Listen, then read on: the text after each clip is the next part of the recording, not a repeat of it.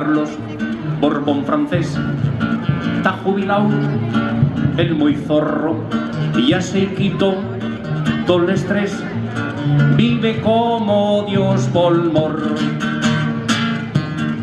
Siempre fue muy mujeriego, muy borracho y muy trincón, pero el pueblo tan borrego paga y la jubilación.